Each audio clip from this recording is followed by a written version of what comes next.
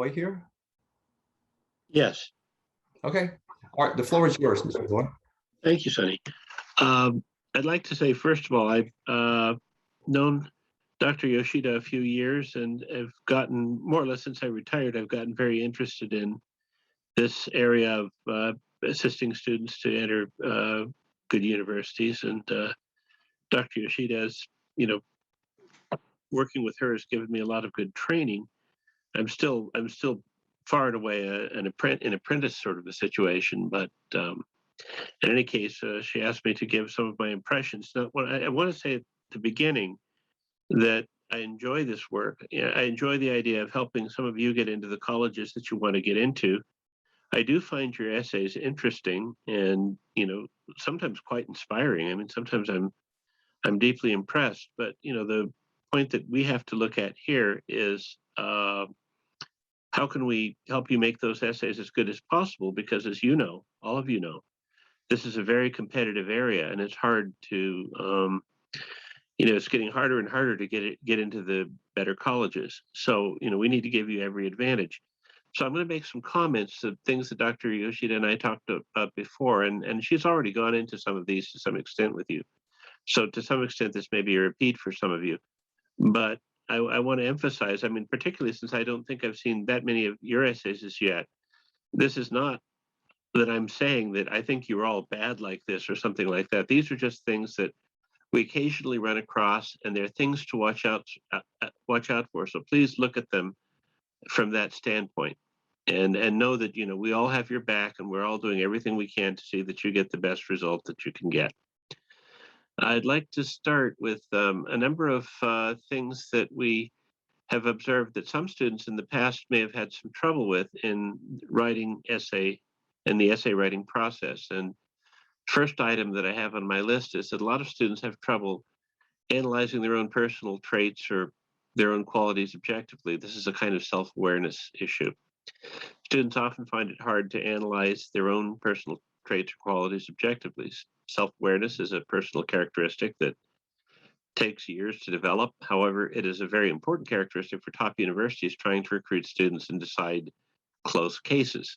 That means, where everybody has the same, very similar grades, and they're trying to decide which student is the best for us. It's something to begin thinking about even now at this early stage. It's important because it helps one to engage in problem analysis and problem solving more effectively. Students facing a challenge must be able to determine what skills are required and whether they have those skills that they need. And they have to evaluate accurately their own strengths and weaknesses, what additional strengths they need to approach a problem, such as, well, at this point, we're still talking about getting into college, and be able to plan far enough in advance to develop those skills, whether it's a language, a branch of mathematics, programming language, or whatever, well enough to function on a research team or an internship, say in the future, for example. Honest self-evaluation of what skills do I have, what skills do I have that I need for my major? If I'm going to be an engineer as a competitive university program, I probably need certain mathematical programming or scientific skills just to be competitive. The existence of these skills should appear in an essay at some point, if possible, to encourage the examiner that you have these skills, and also the self-awareness to know that you have thought about this. Skills are one issue. Other personal traits or qualities I'll discuss as we go along. Second point, students very often have difficulty at first understanding what to focus on. Colleges also prefer students who can demonstrate that they understand what solving a problem requires. This is an extension of the preceding quality, but it is broader. The focus is not on whether the student has the qualities to overcome challenges, but considers what any student or researcher requires to function effectively in a research or other similar team. The less the university has to teach an incoming freshman, the better. So a student who wants to study a particular branch of history, for example, or literature should think about, for example, what ancient languages should they be able to read. Years at university are limited, and if a lot of time is spent getting the student ready to start, working in a research group, that is just time lost where the student could have been distinguishing themselves and the school as well by good research. And yes, professors and graduate students will always be there to help undergraduates who are, getting involved in the research picture. but the less time they have to spend, the better. So this is a criterion that the examiners look at when they look at students, and the essays is one of the places they look at it. So with regard to personal traits and qualities and understanding what the focus is for one's chosen major, these essays provide colleges and universities an excellent chance to evaluate how ready a student is for their chosen major, their focus. An astute student will understand the purpose of the essays as a way to help colleges and verify this, when impersonal data like grades will not provide enough insight. The students should clearly identify their goal, evaluate their strengths and weaknesses, mostly their strengths. I mean, obviously, you don't want to run around talking about your weaknesses all day long if you can help it, but a little bit of honesty is required. And make a case through these essays succinctly, clearly, and honestly that they are a good candidate, already prepared to a great extent to be part of that university. This is why I think Dr. Yoshida tries to get students to begin working on their essays at the very beginning of the summer of their upcoming senior year, so that there's time to see their initial efforts, to discuss them, to strengthen weak points if possible, occasionally with additional study, but also with more careful, cogent choice of strengths. A well-written essay that answers the prompt effectively and provides the examiner with what they're looking for gives any student a lot more of an advantage than they would have had otherwise. The third item, essays that read like a summary of activities. And this is a little complicated because, Dr. Yoshida gave a very good good example during her talk a moment ago. So an essay that merely reads like a summary of activities is not going to make a good impression.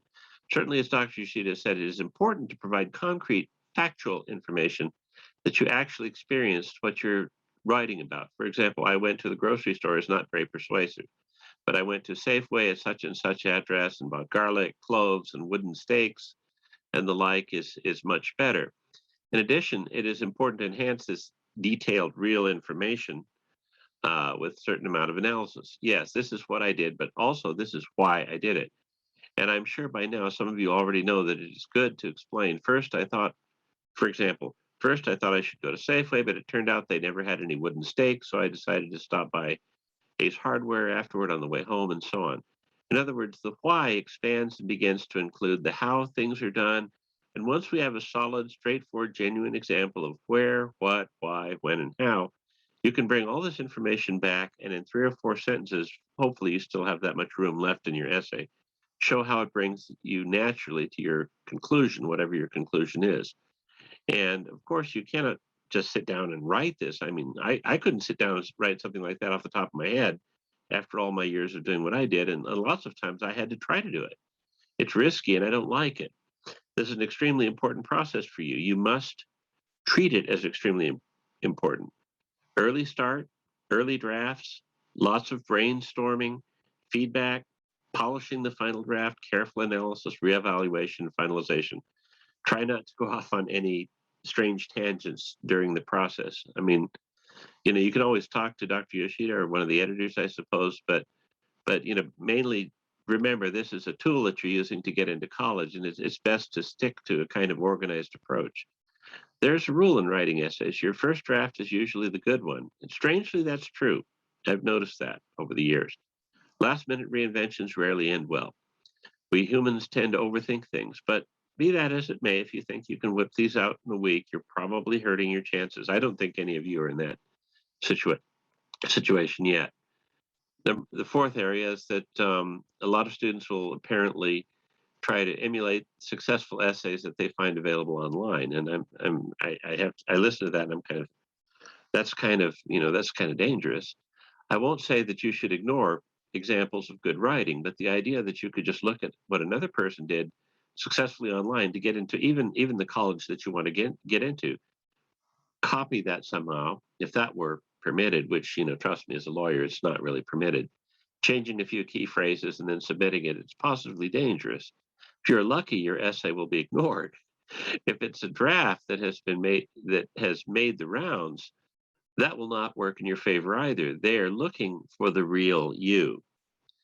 And if they've seen this kind of writing before and then they know it's not the real you, then they're going to say, well, maybe this person is good, but we just don't know, and we really need to work with people we can be sure of. This is very, again, the key word here is competitive.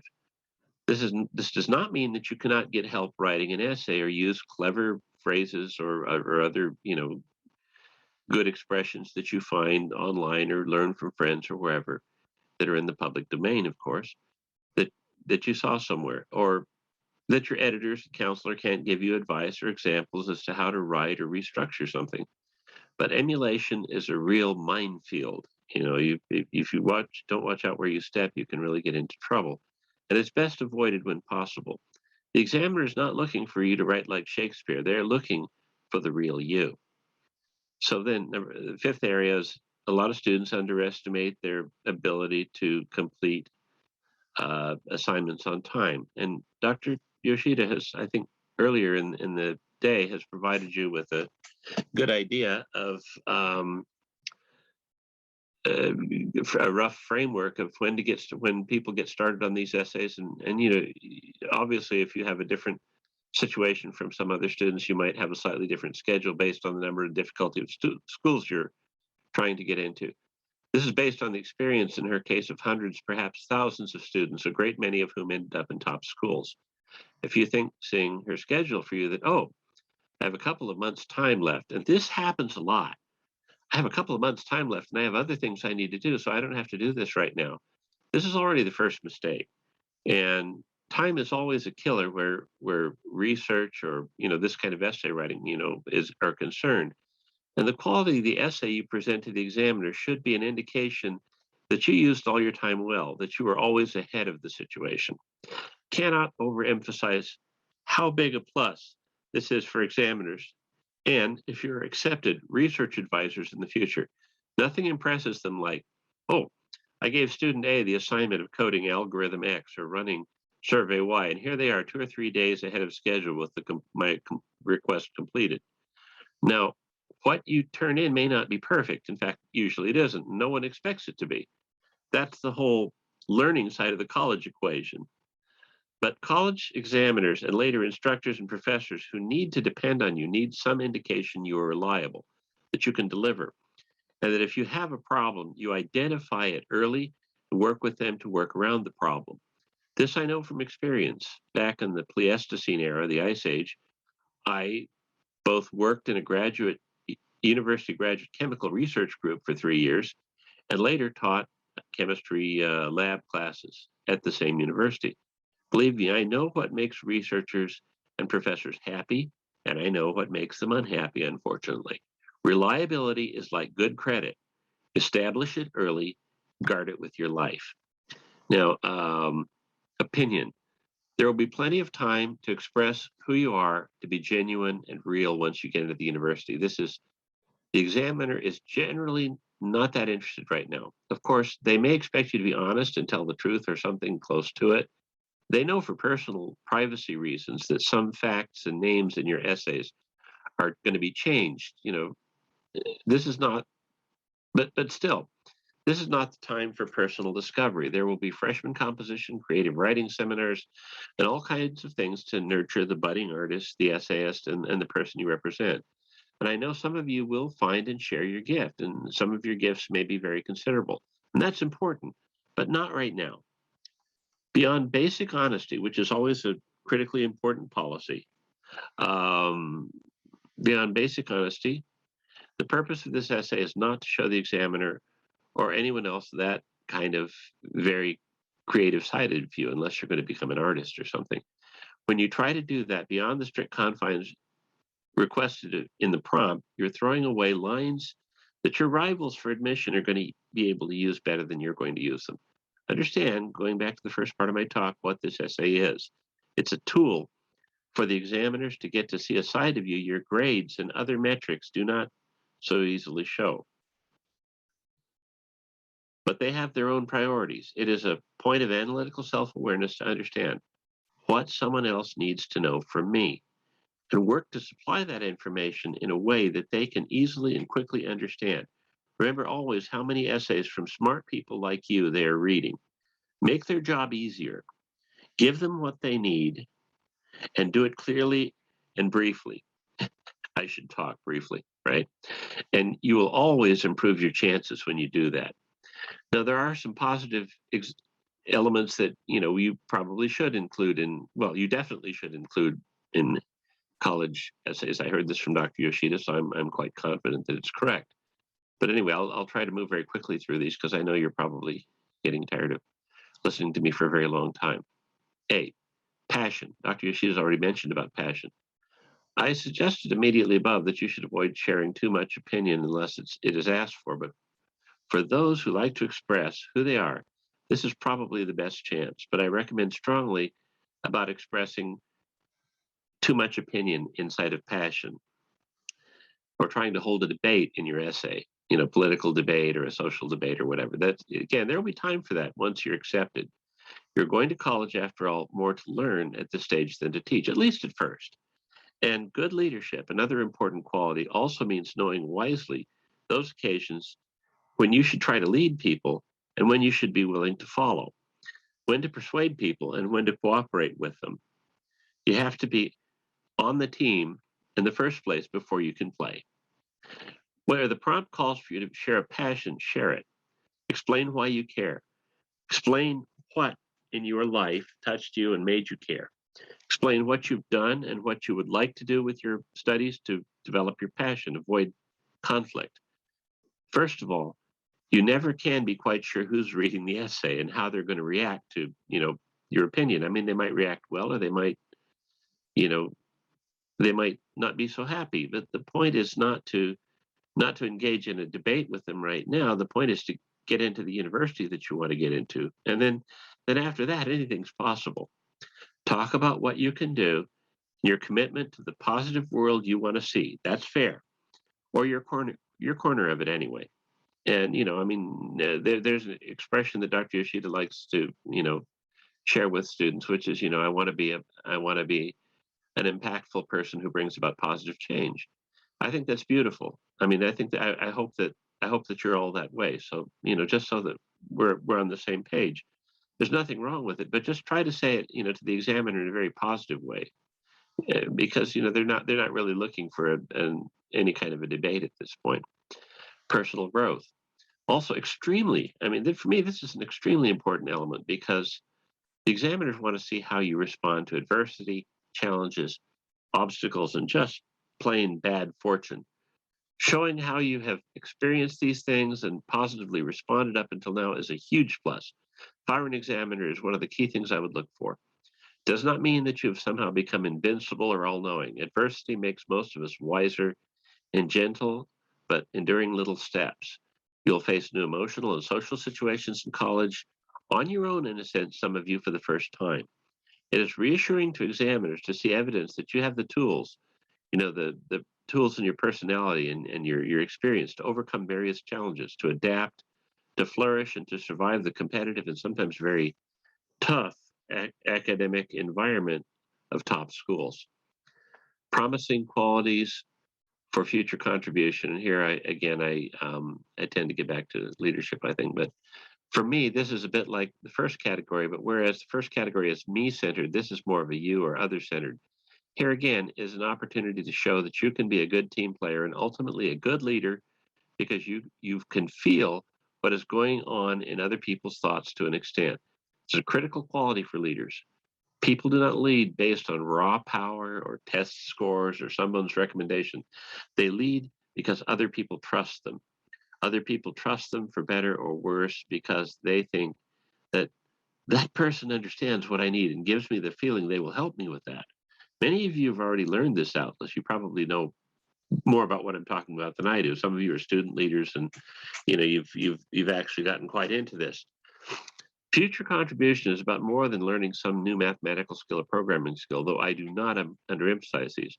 It is about assembling the human brain power and willpower to attack collaboratively and solve a pressing problem.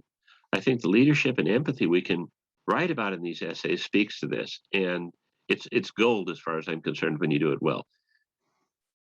Genius you're either born with or not. Empathy you develop as you grow as a person. Used properly, this is a powerful resource and a powerful recommendation in at least one of your essays. Resilience and tenacity to tackle challenges. Resilience and tenacity are important.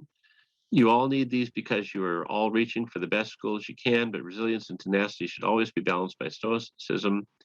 Sun Tzu once said, "She or he will win who knows when to fight and when not to fight." This is also the essence of Greek Stoic philosophy, most famous, adopted by the Roman Emperor Marcus Aurelius, the good guy emperor and the gladiator.